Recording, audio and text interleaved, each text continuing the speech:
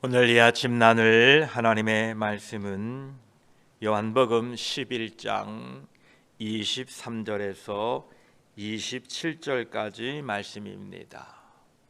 요한복음 11장 23절로 27절까지 우리 함께 말씀을 읽습니다. 예수께서 이르시되 내 오라비가 다시 살아나리라. 마르다가 이르되 마지막 날 부활 때에는 다시 살아날 줄을 내가 아나이다.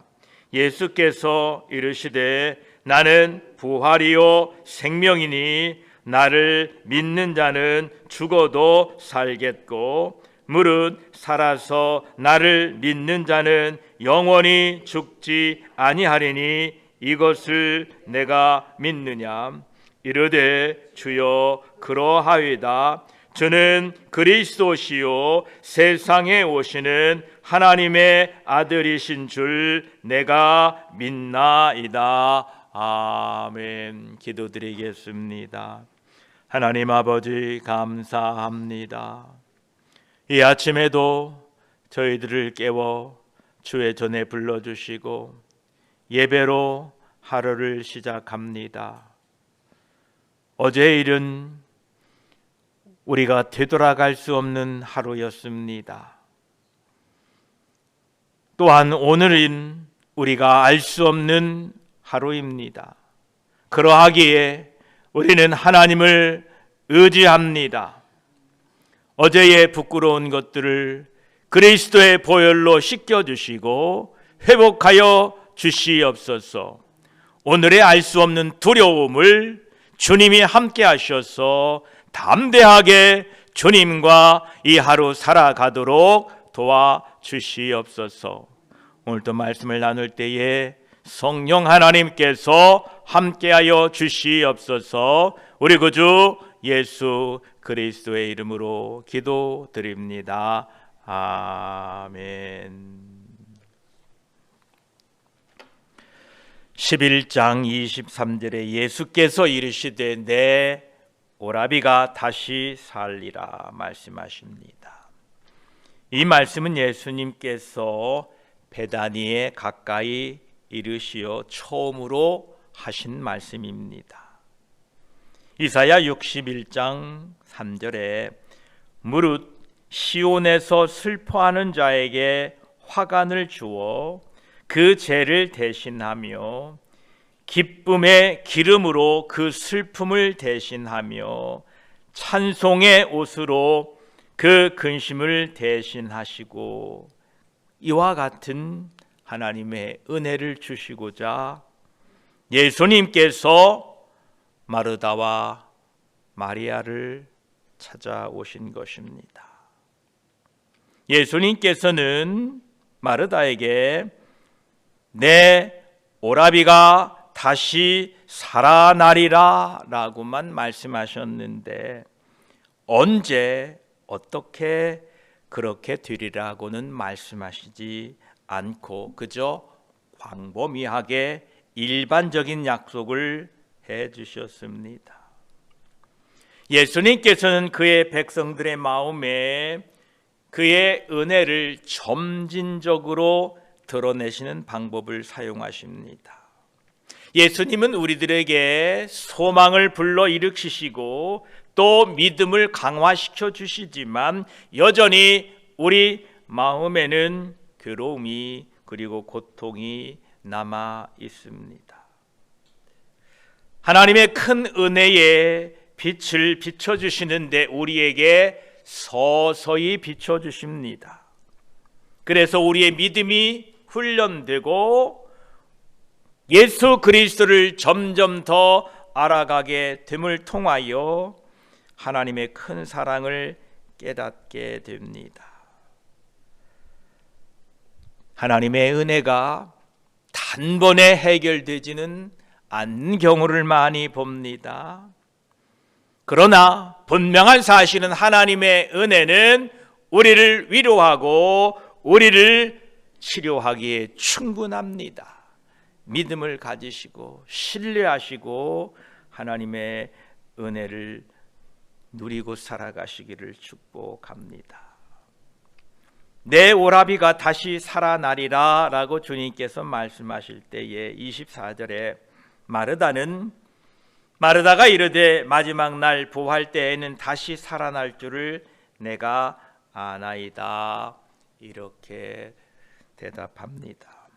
마르다가 예수님께 예수님, 하나님 아버지께 좀 구해주세요 라고 이렇게 넌지시 부탁을 했는데 예수님께서는 정중하게 거절하시면서 그녀에게 현재와는 멀리 떨어져 있는 장래의 소망을 가르쳐 주시는 것으로 생각했습니다. 이것이 유대인들이 가지고 있던 일반적인 부활의 소망입니다. 즉 마지막 날 죽은 자들이 부활한다라는 소망이지요. 그러나 예수님께서는 지금 마르다에게 말씀하시는 이 부활의 소망은 현재의 축복을 말씀하시는 것입니다. 예수님께서는 그걸 이렇게 표현하십니다. 25절에 예수께서 이르시되 나는 부활이요 생명이니 나를 믿는 자는 죽어도 살겠고 라고 말씀하십니다. 예수님께서는 나는 부활이요 생명이라고 말씀하시면서 마르다에게 모든 능력이 자신 안에 있음을 강조하고 있습니다. 마르다는 이 능력이 곧 나타나게 될 것을 목격하겠지만 예수님께서는 우선 이 마르다로 하여금 예수님은 본래의 어떤 존재인지를 알게 하려 하셨던 것입니다. 예수님은 곧 부활이시고 생명이십니다. 또한 나를 믿는 자는 죽어도 살겠고 라고 말씀하십니다. 이것은 예수님께서 방금 말씀하신 나는 부활이요 생명이라는 말씀이 모든 사람에게 공통적으로 적용되는 것이 아니라 선택적으로 적용되는 것임을 보여주기 위한 말씀입니다. 여기에서 믿는 자라는 이 말씀은 하나님의 택하심을 받은 자들로 하나님의 구원받은 백성을 가리키고 있습니다. 불신자들도 부활하게 됩니다. 그러나 그것은 생명의 부활이 아니라 영원한 고통을 의식하며 존재하게 될 두 번째 사망으로의 부활입니다.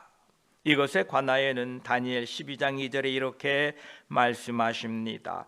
땅의 티끌 가운데에서 자는 자 중에서 많은 사람이 깨어나 영생을 받을 자도 있겠고 수치를 당하여 영원히 부끄러움을 당할 자도 있을 것이며 라고 말씀하셨습니다. 요한복음 5장 29절에도 선한 일을 행한 자는 생명의 부활로 악한 일을 행한 자는 심판의 부활로 나오리라 라고 말씀하고 계십니다. 또한 요한계시록 20장 12에서 15절까지를 볼 때에 또 내가 보니 죽은 자들이 큰 자나 작은 자나 그 보좌 앞에 서 있는데 책들이 펴 있고 또 다른 책이 펴졌으니 곧 생명책이라. 죽은 자들이 자기 행위를 따라 책들에 기록된 대로 심판을 받으니 바다가 그 가운데에서 죽은 자들을 내주고 또 사망과 음부도 그 가운데서 죽은 자들을 내주매 각 사람이 자기의 행위대로 심판을 받고 사망과 음부도 불못에 던져지니 이것은 둘째 사망 곧 불못이라. 누구든지 생명책에 기록되지 못한 자는 불못에 던져지더라 라고 이렇게 기록되어 있습니다. 그렇습니다. 예수님은 부활이고 생명입니다. 그러나 그를 믿는 자들만이 이 부활이요 생명을 누리게 된다는 사실을 우리는 증거하고 전파해야 될 것입니다. 25절 후반부에 보면 나를 믿는 자는 죽어도 살겠고 라고 말씀하고 계신데 이 죽어도 라는 말씀은 이 동사가 과거의 시제입니다. 그리고 이 살겠고라는 것은 현재의 상태입니다. 즉 이것은 예수 그리스도를 믿는 사람들은 계속해서 살 것이다 라는 뜻입니다. 이것을 믿는 사람들에게만 이 말씀이 적용된다라는 것입니다. 예수 그리스도의 이 말씀은 우리의 믿음의 불변성, 믿음은 언제나 살아있고 결코 죽지 않는 특징을 우리에게 설명해 주고 있습니다. 여러분들이 지금 가지고 있는 믿음, 어떤 믿음입니까? 오직 예수 그리스도만이 길이요 진리요 생명이라는 그 믿음은 여러분들이 죽어도 결코 소멸되지 않는다라는 겁니다. 여러분이 가지고 있는 그 믿음은 결코 없어지지 않는다는 겁니다. 그래서 죽던 살던 그 믿음으로 말미암아 구원을 얻는다라는 것입니다. 그러므로 그 믿음으로 살아있는 자든 죽어있는 자든 구원에 이르게 된다라는 것입니다. 우리에게 예수 그리스도를 믿는 믿음을 선물로 주신 하나님께 감사와 영광을 돌려드립니다. 그러시면서 주님께서는 마르다에게 이렇게 말합니다. 26절에 무릇 살아서 나를 믿는 자는 영원히 죽지 아니하리니 이것을 내가 믿느냐라고 말씀하고 계십니다. 이 앞구절에서는 예수님께서는 육체적인 부활, 육체의 생명을 언급하셨지만 여기에서는 궁극적인 의미에서의 죽음에 대하여 말씀하고 계십니다. 요한계시록 20장 6절에도 같은 진리를 말씀하고 계십니다. 이 첫째 부활에 참여하는 자들은 복이 있고 거룩하도다. 둘째 사망이 그들을 다스리는 권세가 없고 도리어 그들이 하나님과 그리스도의 제사장이 되어 1000년 동안 그리스도와 더불어 왕노릇하리라 라고 말씀하십니다. 요한계시록 20장 6절 말씀에는 예수님께서는 잠자는 모든 자들을 다시 살리시리라고, 하나님의 모든 백성들을 다시 살리겠다라고 말씀하셨고, 26절에는 살아있는 성도들에 대해서는 그들이 결코 죽지 아니하리라 라고 말씀하십니다. 예수님께서는 이전에도 똑같은 말씀을 하셨습니다. 앞에 8장 51절에 진실로 진실로 너희에게 이르노니 사람이 내 말을 지키면 영원히 죽음을 보지 아니하리라 라고 말씀하셨습니다. 그러시면서 주님은 마르다에게 이것을 내가 믿느냐라고 말씀하십니다. 하나님께서 우리에게 전해주시는 모든 것은 그것을 받는 사람들에게는 도전입니다. 믿느냐? 믿지 못하느냐? 여기에서 주님이 말씀하신 이것은 앞에서 말씀하신 25, 26절의 내용입니다. 나는 부활이요 생명이니 나를 믿는 자는 죽어도 살겠고 무릇 살아서 나를 믿는 자는 영원히 죽지 아니하리니 라는 이것을 믿느냐라는 것입니다. 우리는 우리에게 전해지는 하나님의 말씀을 붙잡지 못할 때가 참 많습니다. 또한 마음을 다하지 아니하고 막연하게 믿는 것에 대하여 거의 관심을 두지 않습니다.